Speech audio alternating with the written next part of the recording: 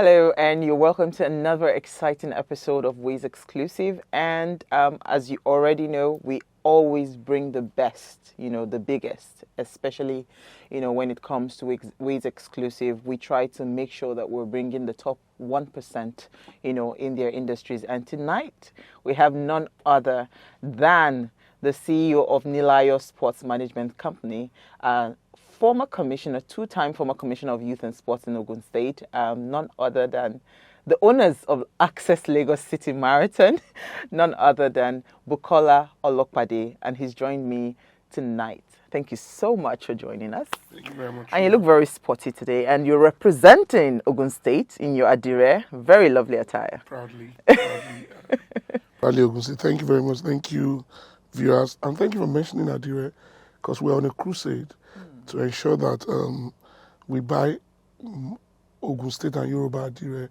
rather than the other Adire from other climes of the world. Oh, really? So there's an agenda led by Joker, they call her AYD, very popular Joker, and so many, even the Kabisi, the Alakefe Balan has put his hand to it, because it's important. If you don't buy Nigeria, then Nigerians don't make money. So we're saying buy Ogun State, buy Abeokuta Adire, and of course, the best Adires can be found in Abeokuta. So thank you for highlighting that. Absolutely, absolutely. I mean, speaking to that, right, maybe we'll just start with that conversation there. Because I'm currently reading a book that the former Minister for Works and Housing just released, and he was talking about the intentionality of, prioritizing our own, and ensuring that we preach certain kinds of narratives. And what you've just said is what I've always hammered, that you cannot say that you want to promote Nigeria without patronizing Nigeria. There can be a promotion without a patronage. So you must be intentional about patronage. Then Nigeria will be promoted automatically. 100%. I mean, now hearing you say this about the Adire and all of that, but I never knew that they were like different, know. So you are taking pride to say the best Adire is found in Ogun State, right? I mean, Wow. it was invented and discovered and created in Abeokuta. We even have an Adire market Yes. in Abeokuta, Itoku. You've been there before, right? Yes. I was going to say to you that many years ago, I had a major event to plan, and they were bringing in a very big shot from Japan, right? Is the head of a big company. So the only thing my client told me, I want him to take back something, precious from Nigeria. I drove all the way to the Adire market, and I made sure I dressed all my ushers in the Adire attire. It was so beautiful. There were 20 girls. Imagine them wearing the gele and the skirts in Adire. It was a beautiful event. It's funny we're discussing this, because I told my wife a few days ago, I said, this year I'm going to be wearing a lot of Adire by the grace of God, and I'm going to be wearing different ways. I'll wear my sports t-shirt on an Adire tracksuit bottom. So when you see me, don't think I'm weird. It's because I'm on a crusade to ensure that our Adire gets delivered to every nook and cranny of the world. But to your earlier point about how intentional we have to be in promoting our country and doing things according to the peculiarities of Nigeria.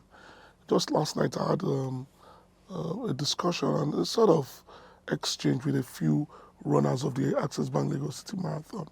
A woman had done a video where she said she ran the 42K, and she called the race all sort of names just because she got there and she didn't get the medals. Rightfully so, because you must understand that when people run those races, by the time you've done 42K, you're not thinking straight anymore. So I can't forgive. Especially if it is not your regular habit. Absolutely. So I reached out to her and said privately, I apologized first, and I said it was not true that we had run out of medals. You have been to that marathon many times. Yeah. Our practice is that we'll wait for 5 hours, and once people start becoming unruly, we stop medal presentation and we say, meet us at the stadium in the office, and we'll give you medals. Even as we speak, people are still collecting medals. And I reached out and I said to her, she wasn't having enough faith. But apparently I discovered that she had made up her mind even before the race. She had told my cousin, Remy Fagbon, that, that she was going to criticize the race because we don't do it the way they do it in America and the UK, which goes to your point. When we conceptualized the marathon, we were very sure of the running culture in Nigeria as not being vibrant. We started what we called the running education. You were there with us when we started that. And the running education takes a long time to build. Los Angeles, New York, Boston, London, these are races that have been in existence for over 50, 100 years. And you think on our 10th year anniversary, which is next year, we would have been able to get it right completely. That's not possible. We must do things according to the peculiarities of our country. So in Nigeria, people don't want to know whether they finish the race or not. They want a medal. People think the medals are real gold. They start selling. Wow. So there are things you may see that are very Nigerian that you just say, okay, you know what? We'll do what we need to do, but ensure that we have a quality race that the international community can see as our own thing, but also enjoy being part of. We're very proud today to say that when we look at the numbers of foreigners who come here to run, even diasporans who come here to run every year, close to 4,000, we can beat our chest to say it is the biggest tourism attraction or draw in Nigeria today. No other tourist attraction. When it comes to sports.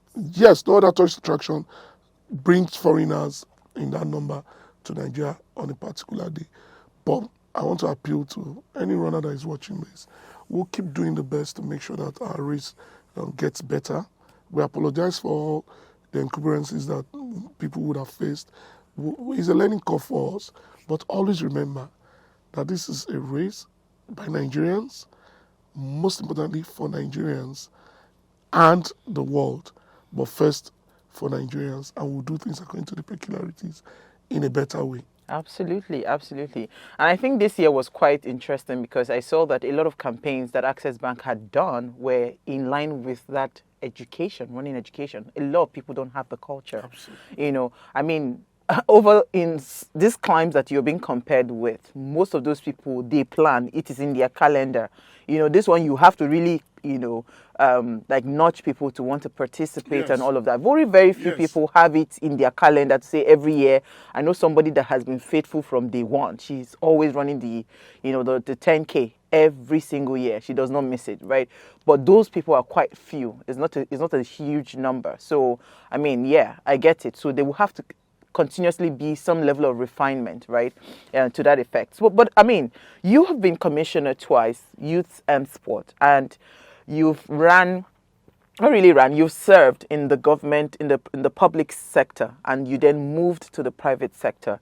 And I think that's why your amount of success when it comes to understanding the dynamics between government and private sector collaborations. That's why you're able to, have a good synergy in that regard. Not many people have been successful leaving public sector and then coming back to private sector and, running something as successful as the marathon. So, I mean, if you were to look at the fabrics or the crux of certain kinds of issues, especially when it comes to collaborations, right, in public sectors and private sector, what would be your key pointers to say these are the challenges that I feel like, if we can touch on these areas, we can get better engagement? And this is speaking across all industries, right? You're in the sports management industry. Some other people are in, what's it called?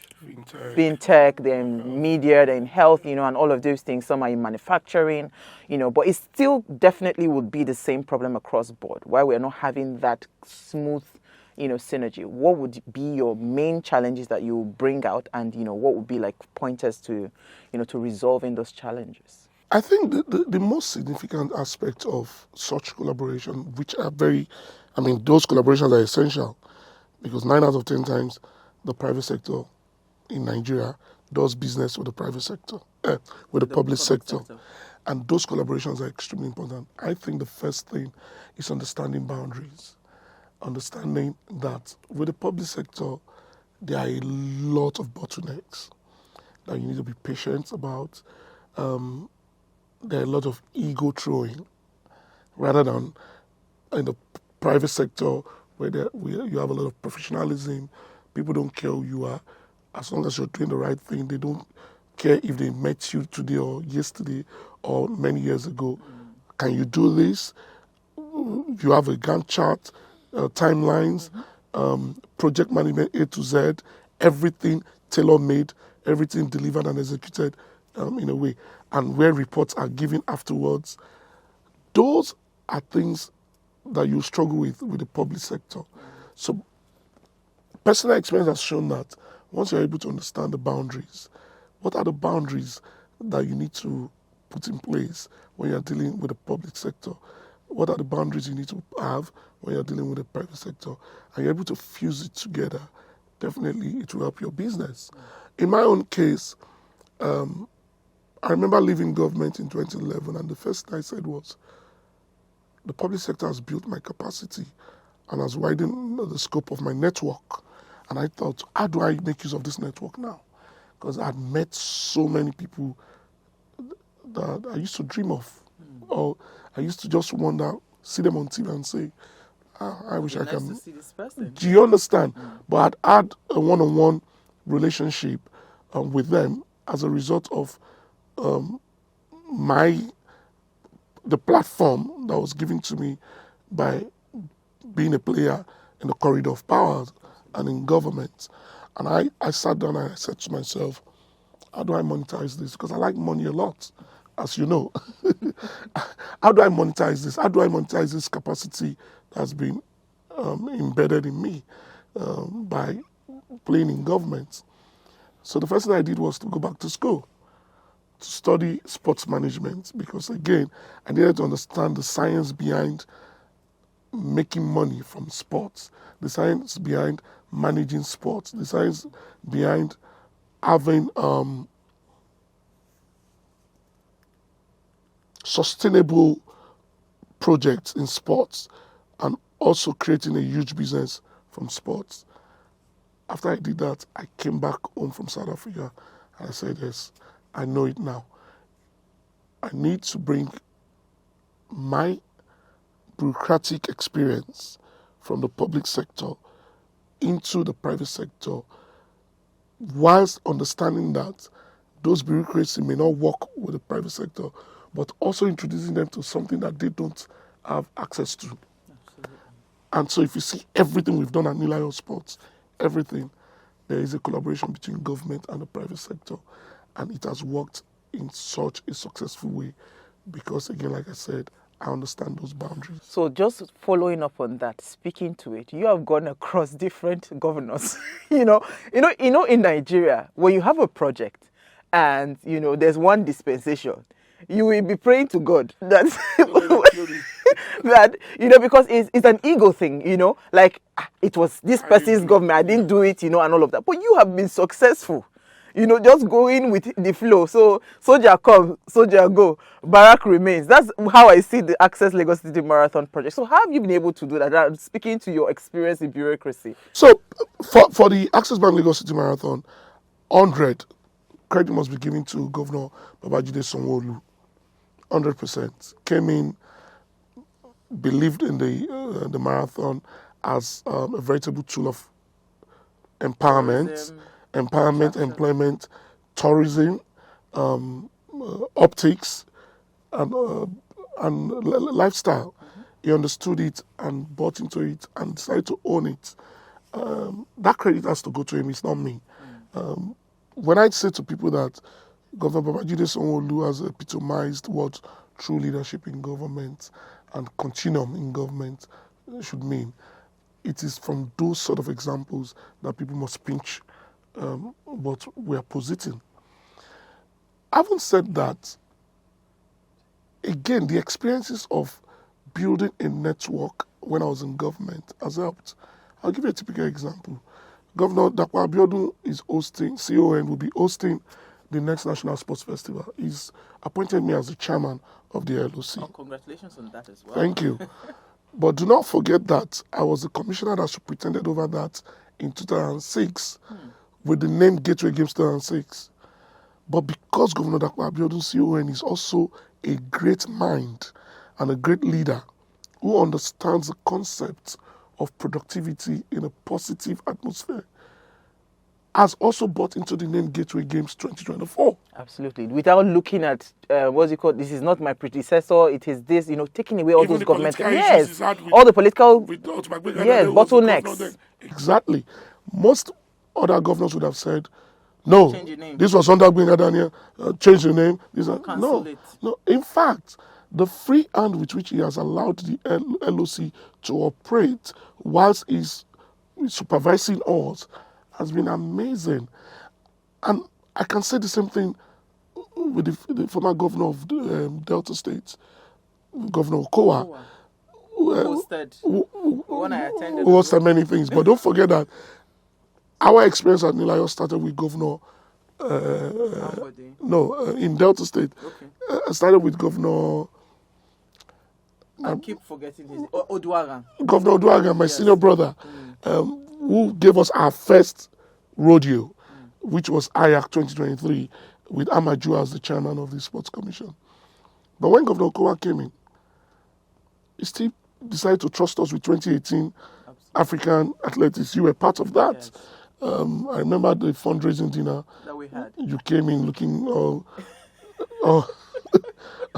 all glammed up, and I thought you were bringing millions. You only ate our food and left. You didn't give us a dime that day. I said, what did they do this woman? And she just got chopping. But on a more serious note, that strategic approach of you being able to manage individuals, you being able to understand the DNA of different communities, different societies, different civil service, because the civil service in Delta is different from Ogun State, and it's different from Lagos, Kaduna. We did things. We're doing things in Abuja now, and you just need to be able to understand it. It is not by happenstance. You have to be intentional. You like using that word, and I'm borrowing from you. You have to be intentional and clear in your purpose of wanting to do business with the public sector while you're operating from the private sector, and seeing how you can bring the public sector to form a symbiotic relationship with the private sector for us to churn out greatness in Nigeria. And we have a lot of intelligent people on both sides that can continue to show the world that we can do things in a very correct way here. So, just speaking on that, because, you are such, having this conversation is a breath of fresh air, because it's just helping me to peel off the layers of the onions, Speaking to that, how do we translate that to a larger scale? I'll give you why I say this. There are beautiful projects that we have in Nigeria today, right? But you see, these governors or these governments that you have successfully worked with, they've been able to look beyond their personal ambitions or their personal pride or ego, or the fact that their predecessors was not smiling with them. And they saw the project and they said, this is good for my people, this is good for my state, and all of that. And they've been able to continue these great projects, across, some of the states that you've worked with. So on a larger scale, right, because we're saying we want to promote Nigeria, there are so many things that we can do today that can help to attract the forex that we're looking for, that can help to attract the attention that we're looking for, right? That can bring in the tourist attractions and all of those things, right? So how do we take this model and put it on a larger scale where we now see governments, regardless of whether I like Bukola Olopade's face or not, you know what? There's a project that is happening and it we need it in our state and we just move past that. How do we start to promote that? I've always been fascinated with the way you ask your questions every time you've interviewed me in the last few years. And this is such a very important question to the discussion I had earlier on with Adaobi, a friend of mine, where I said, I have data, clear data showing that transitional wealth is alien to us in Nigeria. Absolutely. And I said to her that Nilayo Sports Management, for me, has to be a transitional business and has to be able to create transitional wealth. for my children, for my grandchildren, for my great-grandchildren. And I also quoted an American billionaire who said, get involved in businesses that you cannot retire from. So I intend to still, if I'm alive, still be doing this sports management business even when I'm 90. How does that key to your question? Great leaders can only show that they are great leaders when it is about the people and it's about sustainability. And once it's about sustainability, you cannot be myopic or parochial in your thought process. Your thought process must be wide. It must be expanded. You must look beyond your nose and say, you know what? Who I was the governor here before, she's too fine, I'm not fine. But because of that, I'm going to cancel. No. You must say, we must do a SWOT analysis of what UA did here. If the SWOT analysis shows that UA has impacted the lives of our people, then we must continue with this and make it a sustainable policy that must be followed by governments and governors many years from now. Let's take the Access Bank Lagos City Marathon, for example. It will be difficult for any governor, after Governor Babajide Sanwo-Olu, to cancel it. It has become part and parcel of Lagosians. People plan for the marathon the way they plan for Easter, Christmas, Ileya. I've heard people have written to us to say, can you please confirm the date of the marathon? I'm getting married in February. I do not want it to coincide. True. That's so true. Because that used to happen in the earlier years of the marathon. Correct. Until people just say, you know what, let us start following this. Was it the second year or was it the third year that a bride... I was embarrassed with that. Because that picture went viral. But it's good. She walked all through Zuba, by the way, to Civic. To where you. And I thought, no, this is not nice. We need to, make more noise so that people know that, hey. Avoid your events. But it has become a cultural thing, not just to Lagosians, but to world runners. The Abbott Marathon magazine captures our race every year and positions it.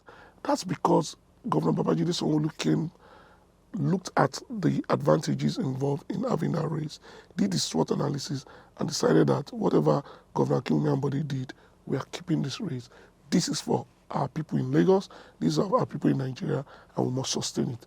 It has achieved sustainability that would transcend any dispensation. And that's great leadership. Absolutely. So, to your question, I feel it's not rocket science. It's about selfless leadership and understanding that any system, any policy that works for the people must be kept. Any policy that beats the people must be thrown away. Whether it was your friend or your predecessor, was your mentor, if you feel the policy he did was not good for the people, it has to be for the people.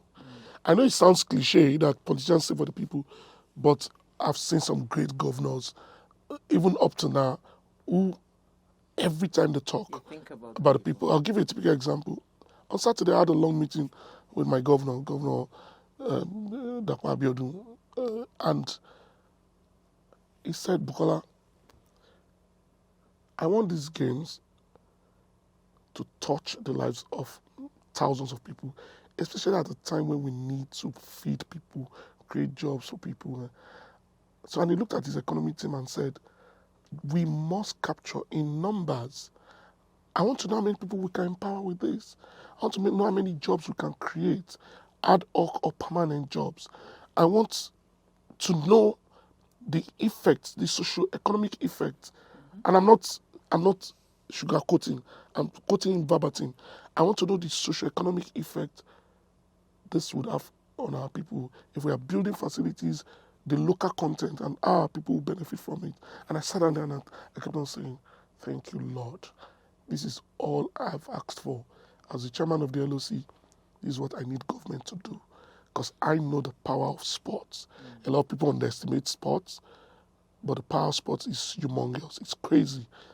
The other day, I had an argument. I even posited it on your show. How the former vice president announced 43 agencies that are contributors to the GDP of Nigeria. And I waited and I didn't hear sport. On your program, I said I was challenging the federal government to go back and look at the number of employment that is generated by sports every year. The footballers that are recruited every year in this country are in their thousands. Athletics ditto. Look, even your Scrabble event, your board games brings thousands of children to one big hall every year. Guess what? Government and private sector have not done anything to support you. But that is you creating wealth. How many of your players have become professionals? Even you don't even know. I'm telling you. Right. Who have become breadwinners to their families because UWA started a board game that resonated with thousands of young children who have become players even on the global scene. That is the power of sports. And when we start to understand all of that, more governors would think along the lines of Governor Dapo Abiodun CON. I'm glad a lot of them went to Abidjan and saw the kind of facilities that were put there. I was just coming there. And hopefully we'll see new facilities all over the country for our young people. So I love, it's like you're also taking my questions verbatim, because I was just going to speak to hardship, right? Because we are, whether we like it or not, in Nigeria right now, there's a lot of hardship. And I understand, hearing you speak, why I was smiling is because I understand the power that sports wield. I know what sporting events, I mean, in my own little way, as you alluded, in my own little way, I know so many people. Parents still call me to today that, oh, my child, this, that, yes. Just because of, I just thought about, why can't we make intellectual sports a thing in this country? And when I started it, I started it out of pocket. I mean, you were supportive in 2 editions that we've had, in the past as well. So, I mean, I'm just saying to you that I understand that power. But how do we translate it? You understand? Because sport is a big deal. It is. And you see, it's not only just a big deal. We have great sports people in Nigeria. Population of the youth, according to Worldometer, says that as of 2022, that we have a population of about 151 million youth. This was a 2022 survey that was carried out by Worldometer. And they said 70% of that population, they are under 15. You know the recruitment age when it comes to sports. And you know what sports can do. Because sports does not just stop. Even when you're giving scholarships abroad, right, especially if it's a sporting scholarship, it is backed up with your education. Do you get what I'm saying? So why is the government not really looking? Because if you have a youthful population, shouldn't logic just tell you that where you should be investing should be in sports? Do you understand? Like, it's a no-brainer. But we are just overlooking the things and we're not focusing and we're complaining of economy, right? So how do we start to really tell these guys, see, this is the opportunity here, right? Because there is so much to be harnessed from that sector. Absolutely. My background is law.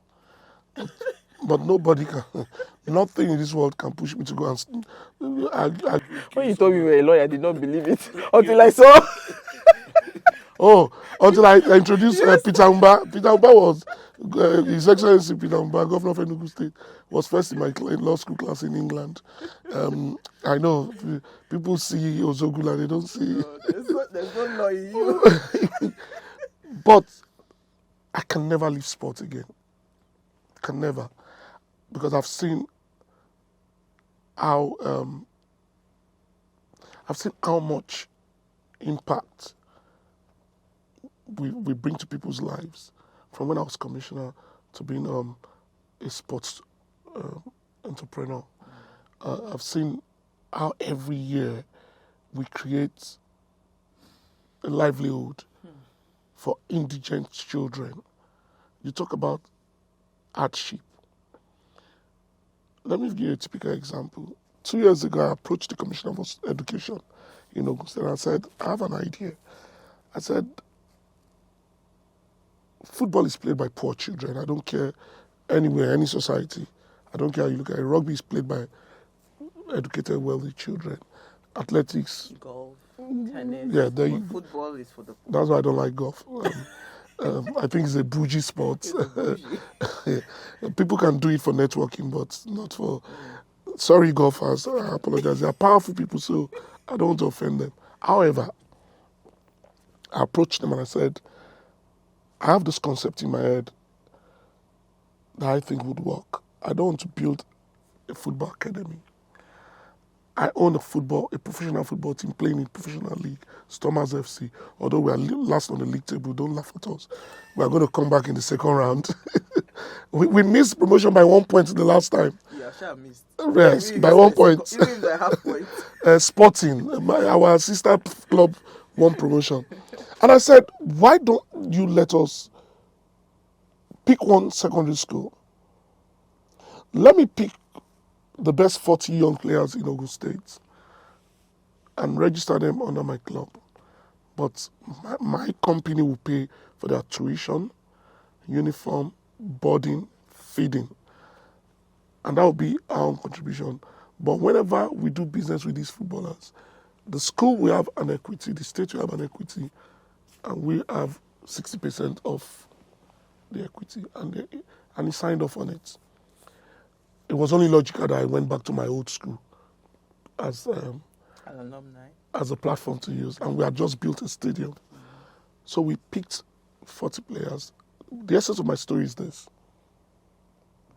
Out of the 40 players, 35 to 36 of them were from very poor background. Actually, there's a kid that stopped going to school for 3 years because of lack of fund. Amazing footballer. Amazing footballer. Ready for the under-17s. If it was a country where meritocracy was the order of the day, that is a kid that should play in under-17s. And I took all of them and put them in BHS. Today, they are there. I make bold to say if tomorrow there's a Principal's Cup nationwide, BHS will most likely win it if other teams don't come with Jeun players. But to your point, sport is spiritual. And you see it whenever Nigeria is playing or Tobi Amusha is about to break the world record.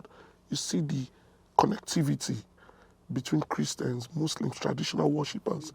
Everybody, we become spiritual. We all start asking God To help us win. without saying it in Arabic or in Christianity. We just say, Father Lord, I let that penalty enter. Together, it's spiritual. But let me tell you what sport also does. In the process of hardship, sport also alleviates hardship.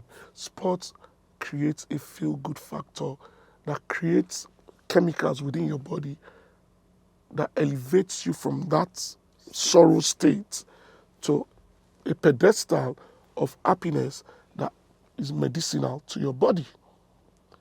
Sport also is a wealth creator. One successful footballer in your community, not just your family, creates a trickle-down economic effect. Look what Osimhen is doing with his old buddies in his old neighborhood. It's like music. It's like movies. Just one superstar from your neighborhood, everybody start feeling like a superstar. But sport is even more powerful. It creates wealth for the poor. It creates feel-good factor for all. It is spiritual for all. And it is so amazing and sad how government after government do not see the effect of sports. When you shout of cultism and all of those stuff, I was a commissioner for youth and sport that utilized sports in taking out bad boys off the street and made them captives of industries today. I make bold to say that some of them are so successful. They are the bodies I go to fine dining with in Lagos. And you know a lot of them. And I'm very proud of that achievement in my life. So I thank you very much for always projecting, and you do this always. You deserve a national award. And I'm not joking. I'm not joking. What you do with Ways is amazing. It needs a bigger platform. Nigerians need to see how much you fight for women. The other time it was women's sports that you were fighting for. Today, it's how to use sports to The youth. to help the young people and to solve the suffering and to reduce the hardship. And the more voices that pushes this narrative, the better for us as a country. Absolutely. I mean, that's a fantastic place to take a break, you know. I mean, this is just a very, like I said, I mean, it's a refreshing conversation to have. We'll be right back after this short break. Stay with us.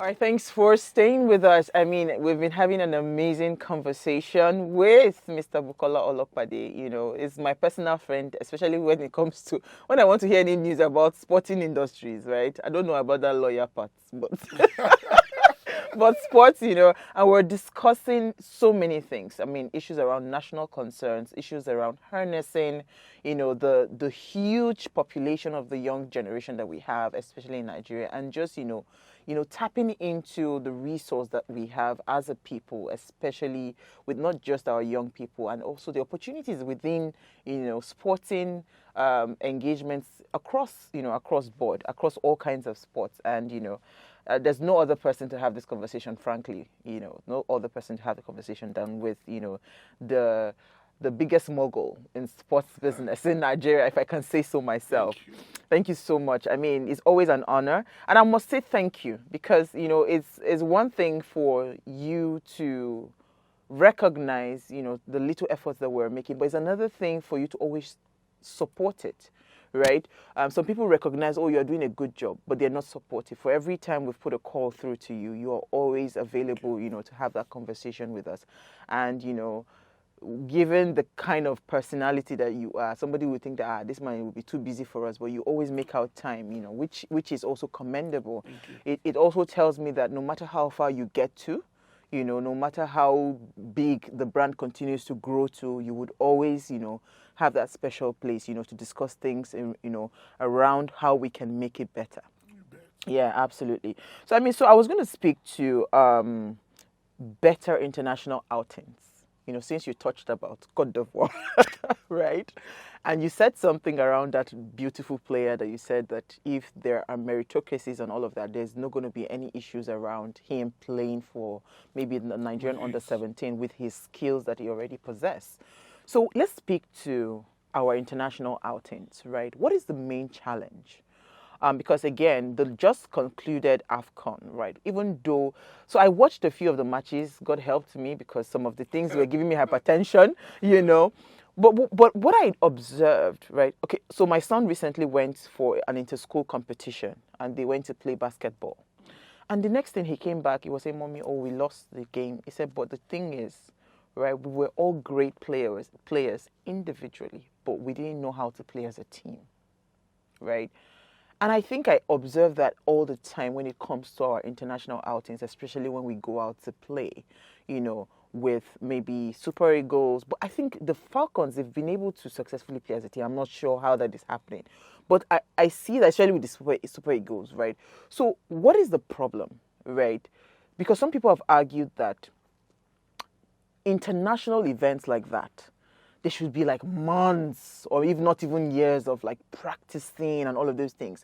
And that togetherness, working as a team, playing different kinds of games and all of that, then that gives you that synergy that you then eventually see when a major tournament is happening.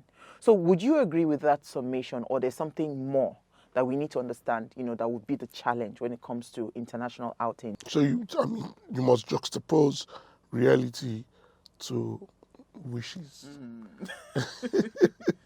The reality is that no national team can be together for months. Absolutely, because of the individual, what's it called? Club size. Yes, no national team in the world.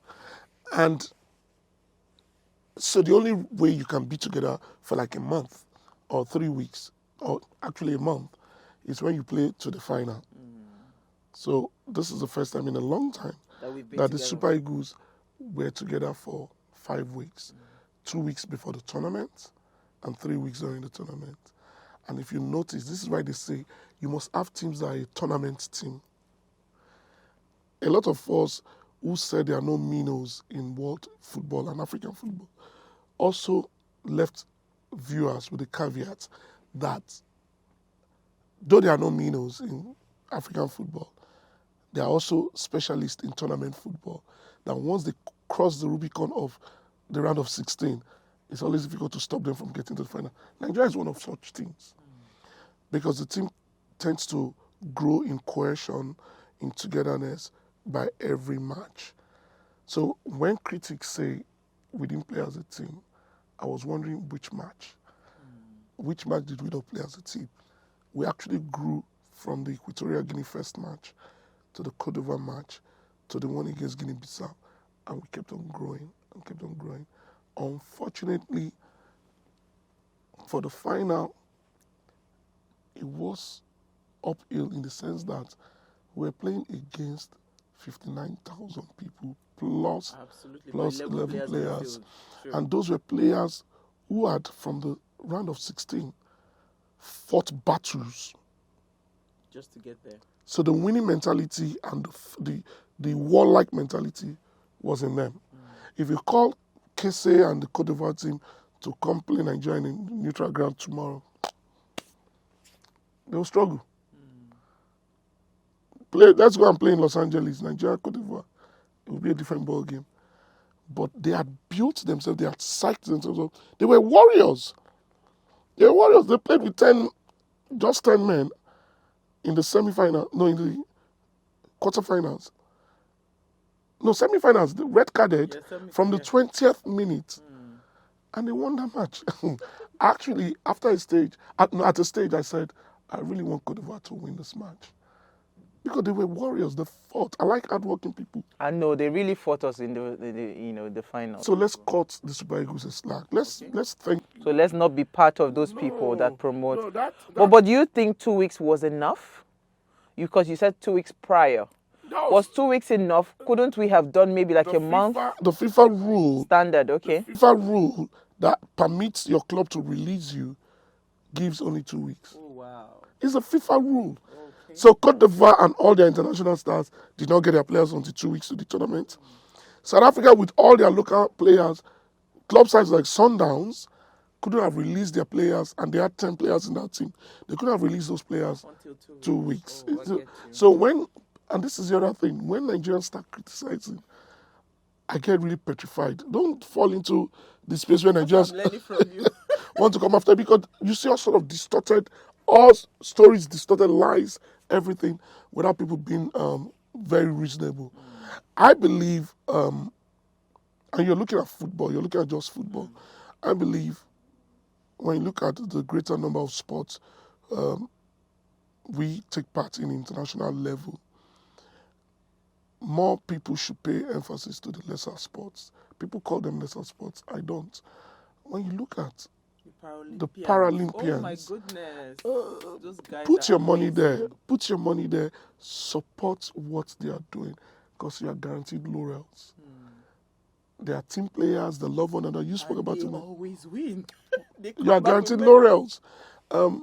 Look at the effort and work that has been done in basketball in the last 10 years. I don't think basketball gets enough money as much as football. Look at athletics. Look at I don't care whatever you say about Tony Okowa, even Guzo and Chief Solomon Ogba. In the last 15 to 16 years, we've been able to continuously churn out. great athletics. It is just the next step to nudge them and let them become world beaters like Toby and Ese Brume have become.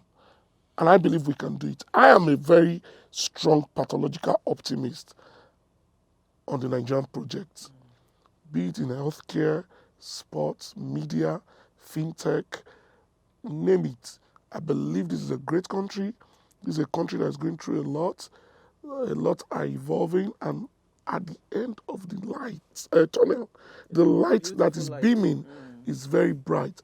I'm not going to give up on this country. Our football will continue to grow. We started having Sporting Lagos brings in close to 5,000, 7,000 people to the stadium every weekend. So when you look at our league, there's a progressional trajectory.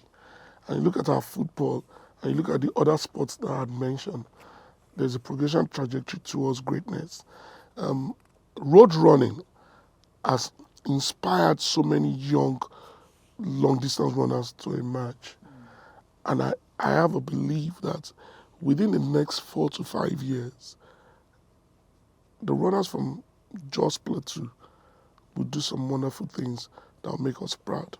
Especially if you can juxtapose their weather with the Kenyans that are always winning us. Or you send them to a duet in Kenya to go and train. Yes, that's what people do. But speaking to our athletes, right? I mean, you've really, really put some really good commendations, especially with the Para-Olympians, the athletes, and all of that. They've been doing amazingly well, getting medals globally and all of that.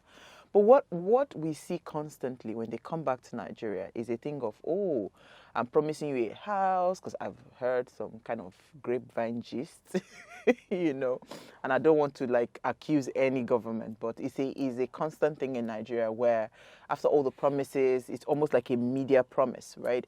After all the promises in the media, then behind the scenes, it's almost like they don't fulfill those promises. That's one. Secondly, even the pay disparity, right? So for instance, in the athletics world, what they will pay someone like Itobi Amusang, right? Even though, of course, she's an international star, there are local stars that would do so well as she would do. But because those people are locals, they do not. And I don't believe that, right? If you have earmarked to say Bukola Olopade would get $5,000, right?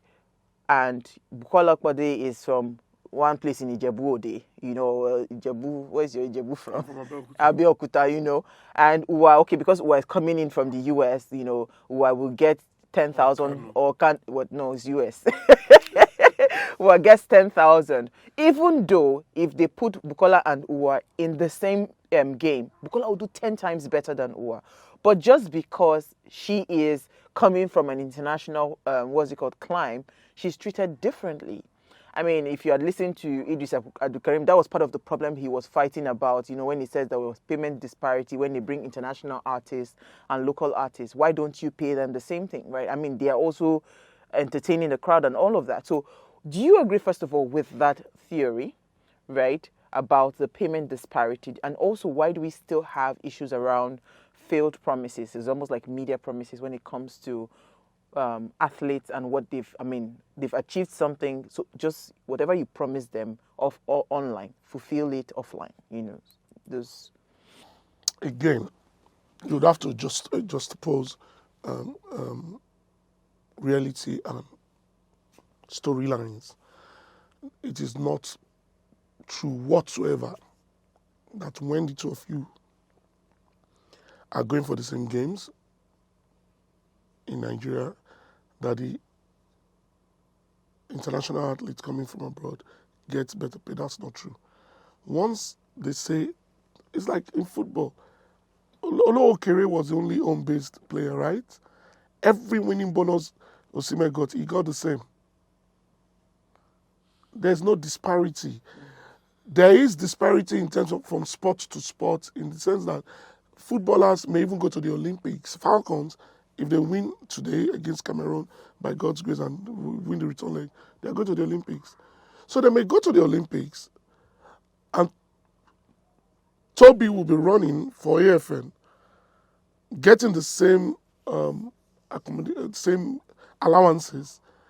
But with football, NFF would say, in football, we pay you winning bonuses. That would be for the federation. But under the Ministry of Sport, everybody will be paid the same. It is not true that somebody gets paid better than the other. Not true.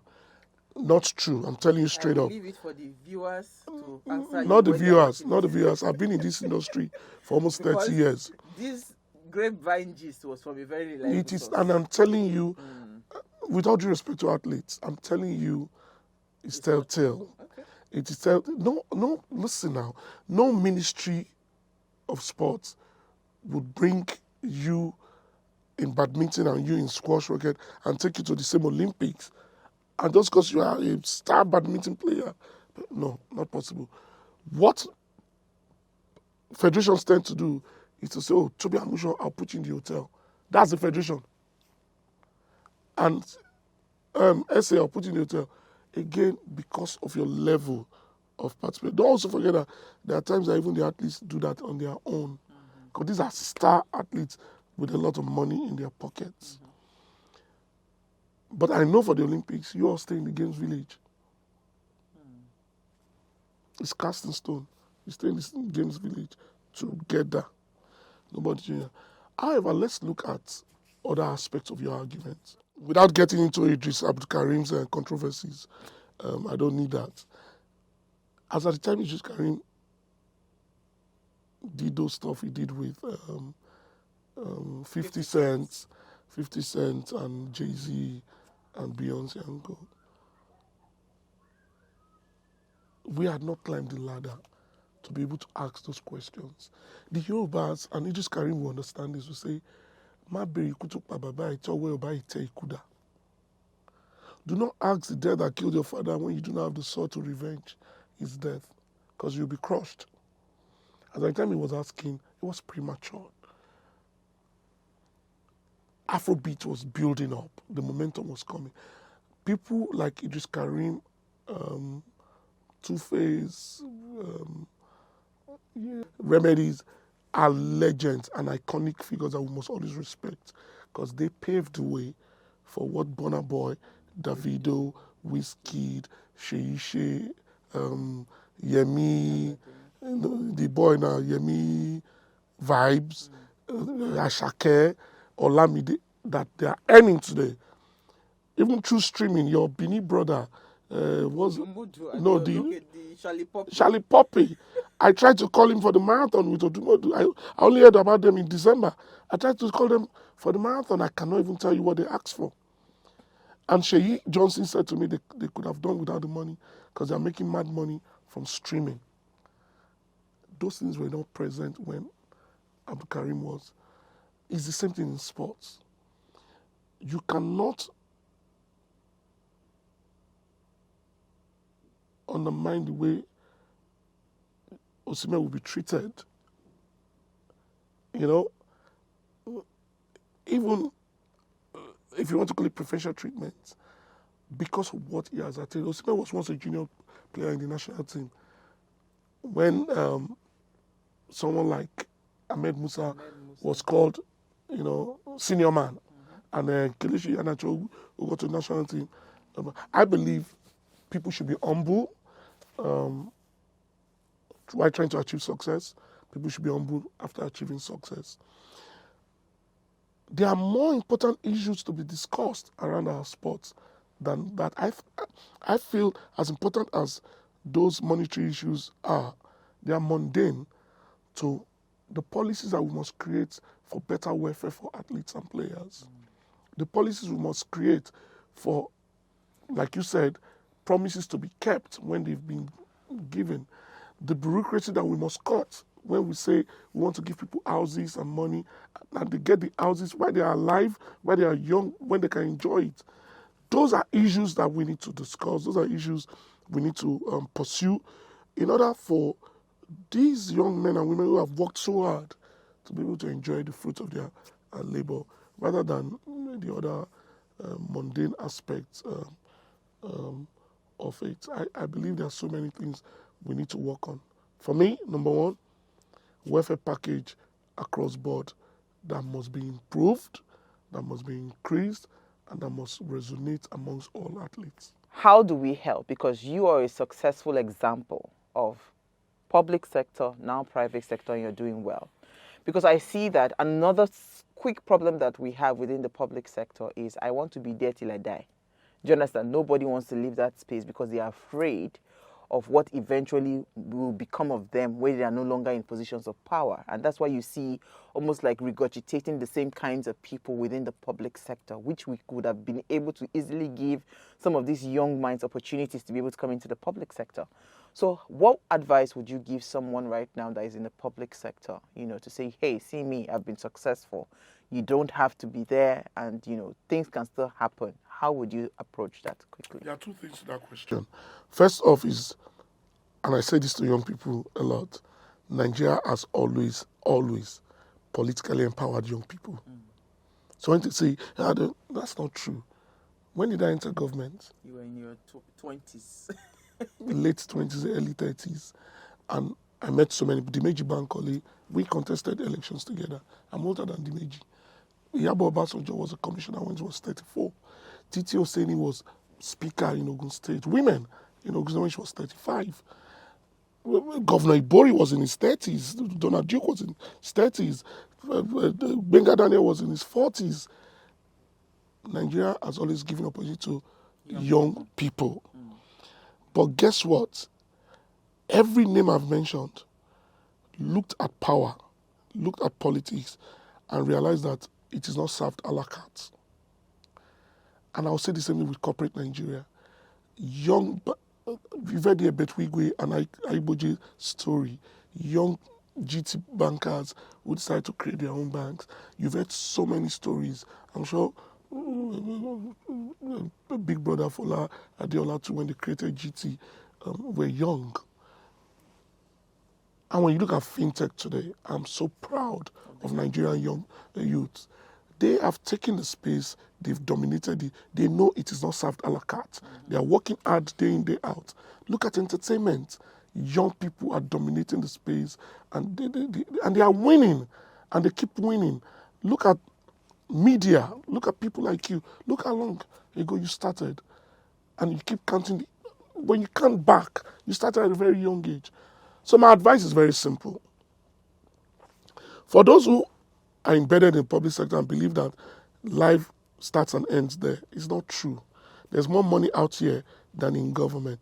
And let me tell you the beauty about the money and the life you create for yourself outside. Nobody calls you a thief. True. But I don't care whatever you come out of government with, you're a thief. That is the stereotype. How you want your 10-year-old to grow up to become 24, 25 years, and his parents or her parents are saying to he or she, that, which money do you people have? Your father was a thief. How you want them to live with that life, I don't know. But I say to you that build your capacity when you're in government, build your network, come outside and use it. Amaju Pinnick left Delta State government, is doing great things in FIFA, in the industry, you understand. Of course, try and understand the industry you want to be in. Create your niche, go out and do. Not all of us will be entrepreneurs. You can be consultants. You've been in government before. You can do public speaking. There's so many things that you A university in America just invited me to come and talk about sport being a catalyst of economic development in Africa. University of St. Louis in Missouri. In March 29th, I'm giving a keynote address. Do you know how proud I am that me, that boy, Abeokuta, today is now being called, paid to do keynote address here and there. I've become a resource person without having a PhD. Because there's a funny idea that you have to have a PhD to do all of that. But it's happening. Come and talk about sports being a catalyst to economic development in Africa. That is bread and butter for me. That's stew, jollof rice that I'll be doing on a larger platform. And you know, so much more that can be done outside, public beyond being in government. But for those who believe that they don't want idiots to make laws for them to obey, because like Chief Onolapo Shole, God bless his soul, said in 2003 when Otumagwena was being sworn in, I'll never forget that statement, that he said, to those of you armchair critics, if you do not get involved in politics, those you call idiots, those you call all sort of names, we keep making laws and you must obey those laws. And what does that make you? An idiot. So get involved. Remember that power is not served a la carte. It's not a tea party. Dig in there and you get your results. Absolutely. I mean, this has been an amazing conversation. It's always fun when I'm with my Oga. You know, thank you so much, Bukola Olopade. Always a pleasure. I look forward to great things, and I really, really know that. I mean, this industry will transform because we have people like you, you know, pushing the cause for young people, especially in the sporting industry in Nigeria. I hope you enjoyed the conversation as much as I did, and you learned a lot. We'll see you next time.